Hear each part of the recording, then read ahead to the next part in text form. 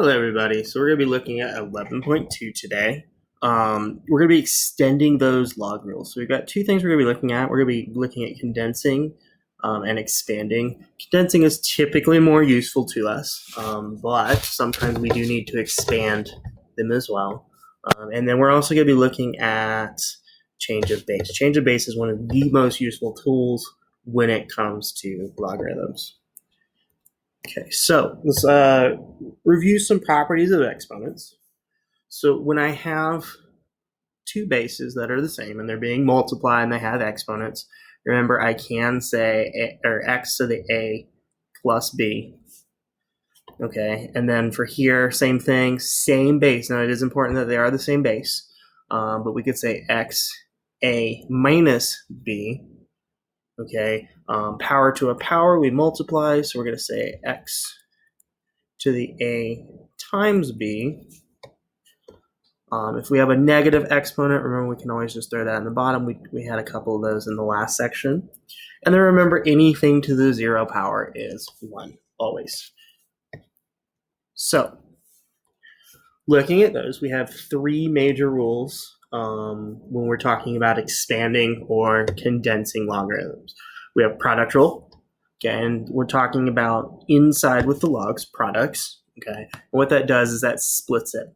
Okay, well that's very similar to what happened here. I have a product, and now they're being added. Okay, quotient rule, which means I'm dividing. Whenever I'm dividing, I'm going to subtract. Oh wait, that's very similar to this guy. Okay, and then the last one is power rule. Okay, now power rule is probably one of the most useful ones. Anytime you have a power, something being raised to the power, we can always just bring it out. Okay, this is again probably one of the most important rules. So let's look at this. First, we're going to be expanding these guys. Okay, so we're going to be going from a nice condensed form, and we're going to expand it using these rules as much as possible. Okay, so what I'm going to do first is I've got this quotient here. Okay, so let's separate that using the quotient rule. Now remember, the quotient rule says that I'm going to take the bottom and I'm going to subtract. I'm going to take the top and I'm going to put it out front. Okay, so put it up here so I have plenty of room. Log a to the 4 b. Okay, and then I'm going to subtract the bottom. So log c to the 5. Okay. Next step is to separate these first two, the a and the b. Okay, multiplication is happening between them, so I'm going to use that product rule. So log a to the 4 plus log of b minus log of c to the 5th. Okay, now I can bring down this 4 and the 5 and put them out front of each of their logs. So 4 log a plus log b minus 5 log c. Okay, now I will say, especially if you're going into calculus, especially if you're going into BC calculus, you will need to use this, especially this last part. Again, that the power rule is one of the most powerful tools. Okay, looking at this next one, remember ln is just a special type of log. So I want to change this. I'm going to say ln. And remember a couple units ago we said I could rewrite a radical, specifically a square root, as 1/2. Okay, well, looking at this, I'm actually going to do power rule first. I'm going to take that 1/2 and I'm going to put it out front. So that's the same thing as 1/2.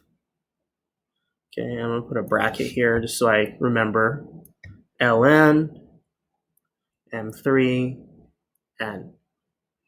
Okay. Now I can break this up using product rule. So 1/2 ln m3 plus ln n. Okay, I can bring that 3 out front. So 1/2 ln 3 ln m plus ln n. Okay, and the last thing I can do is I can distribute. So 1/2, or 1/2 times 3, which is really 3/2, sorry, ln m plus 1/2 ln n. Okay? Same thing on these, okay? And at this point, you should start seeing some patterns, okay? If I really look at this first one, everything in the top is being added and everything in the bottom is being subtracted. So I could actually bring that idea here and skip a few steps. So watch this, okay? If you want to do it the longer way, okay, just look at the last one when I did on A, okay? But I'm going to skip a couple steps here. This is being multiplied by this, which is being multiplied by this. So these are really just all being added when I expand them. And then these two will be subtracted. So I've got to have log of 2 plus log of w to the 4th plus log of h to the 3rd. Okay, again, those are all on the top. They're all being multiplied. Okay, minus anything in the bottom is going to be a subtraction. So log of A2 minus log of B5. Okay, now another thing you can do is at this step say, okay, well, these are really being multiplied, but then what happens to that negative? It distributes. And that's why I can just say that they're being subtracted. Okay, well, log of 2 we could actually get a number for. I'm not going to here because it's not going to be a nice number. Remember, I can bring all these exponents out front, so let's do that. 4 log w plus 3 log h minus 2 log a minus 5 log b, and then I'm done. Okay. Next one. Let's think about this one for a second. Again, we can do that trick where we're multiplying on top. And then dividing the bottom so we can add the top, subtract the bottoms. Let's do that. But I want to be careful because that log 2 of 4 is going to be special. So let's think about that one in a second, but let's go ahead and just do the distribution or the expanding. So log base 2 of 4 plus log base 2 of x to the 3rd minus log base 2 of y2 minus, again, we're going to use that minus because it's still in the bottom, log base 2 of z to the 4. Okay. Thinking about this one for a second, log 2 of 2, or log 2 of 4 is really the same thing as log 2 of 2 to the 2. Okay, well, remember these kind of, the 2 I can bring out front. So I end up with 2 log of 2 base 2 of 2. So this cancels and I'm just left with 2. Okay, so always look for those patterns, especially when you have a weird log number or a weird base. If your number inside is just a multiple of that, or a power of that, I should say, 2 to the whatever or 3 to the whatever power, then you can always reduce that more. Okay, so really, again, this cancels and I'm just left with 2. Okay, so 2, I can bring that 3 out front, plus 3 log 2 of x minus 2 log 2 of y minus log 4 log 2 of z. Okay. Now again, expanding is nice. Typically, it's not the way we go. Usually, we are trying to condense these guys or bring them together. Okay. So again, we're just gonna do the backward steps here. The first thing I want to do is I want to get rid of this 3, okay, and put it up here. So ln x plus 1 minus ln x minus 2 quantity cubed. Okay, now remember, this is important. Whenever I'm doing those product or quotient rules, I need it to be the same ln's. Okay, I have to deal with that 3 first before I can do quotient rule. It will not work for you otherwise. Okay, so now I can do quotient rule. So I can say ln of x plus 1 over this one, x minus 2, quantity cubed. Okay, same thing here. I'm going to deal with that 4 and those 2/3, put them out as exponents. So log 3 plus log a to the 4th minus log b to the 2/3. Okay, now again, I can always just do this in one step. Anything that's being added is going to go on the top. Anything that's being subtracted is just going to go on the bottom. This one's being added, so it's going to be in the top. Okay, this one's has a invisible plus there, so it's in the top. This one's going in the bottom. Okay, so log 3 times product rule times a to the 4th over b to the 2/3. Okay, and that answer is going to be good enough.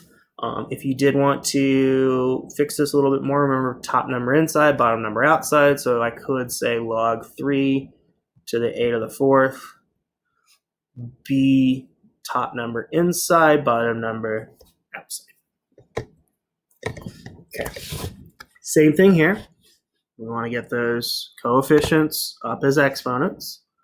I'm going to put it up here so I have room. ln of a to the 4th minus ln of b to the 3rd plus ln of c to the 7th minus ln of quantity d plus 1 to the 5th.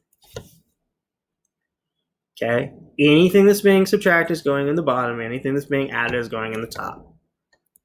Top, top, bottom, bottom. So ln a to the 4th. This is also up in the top, so let's put it up in the top. This second one's in the bottom, b to the 3rd, and then this one's in the bottom, d plus 1, quantity to the 5th. Okay, you do not need to try to distribute that b to the 3rd, okay, because you would need to deal with that 5th power first, and I would never expect you guys to do that. Okay, you could do it using Pascal's triangle and the binomial theorem that we did before. Okay, same thing here. Bring those exponents or coefficients up as exponents. So log base 5 of x to the 3rd plus log base 5 of y squared minus log base 5 of z minus 1 to the 7th. Top, top, bottom. So log base 5 x 3rd y squared z minus 1 to the 7th.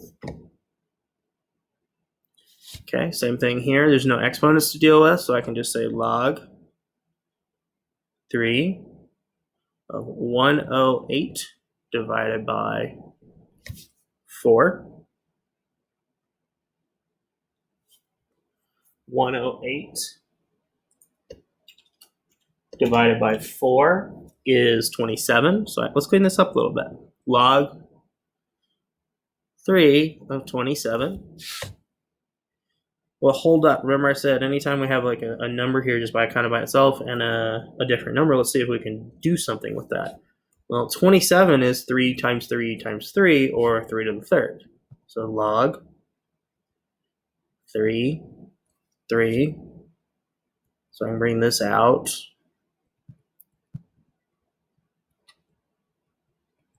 These just go away, and I'm left with 3. Okay. Okay, last thing, and arguably even more powerful than the power rule here, is change of base. Okay, so if you notice on your calculators, you have ln. ln's really nice, really easy to find. If I have ln, great. I can just type in ln of 7, and I get an answer out. Okay, it's approximately 1.946. So approximately 1.946. Okay, same with log. So if it's just a log, yay, I can type that in. Log's right here on your calculator of 0.15.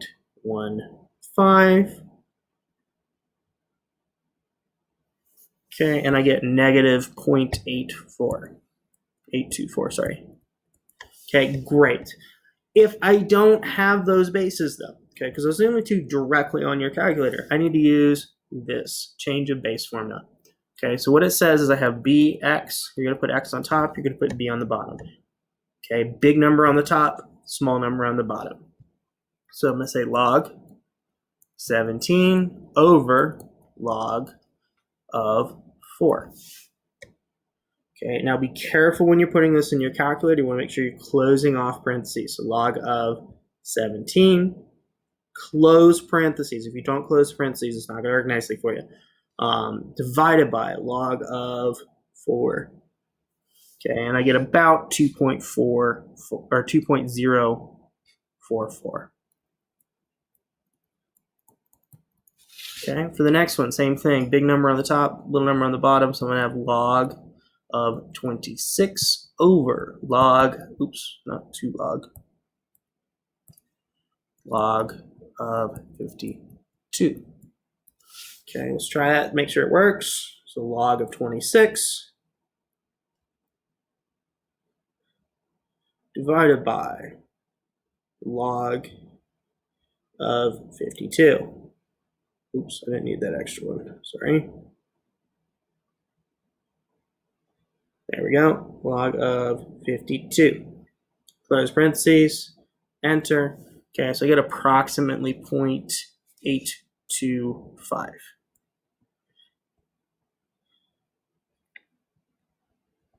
Okay, now the question is, does it really matter? Let's check it.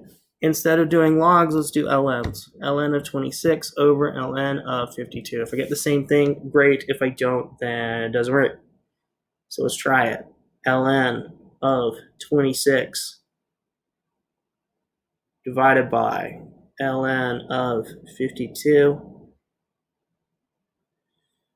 Okay, I got the same thing. That's good. Doesn't matter if you use log or ln, just make sure you're consistent with both of them. You don't want to mix log and ln like this. Instead of doing ln here, if I did log or vice versa, it's not going to give me that same answer. Okay, so you do want to make sure that you're keeping them both the same, but it doesn't matter if you use log or ln. Okay, please let me know if you have any questions. Make sure you're showing up for Zoom meetings if you need extra help.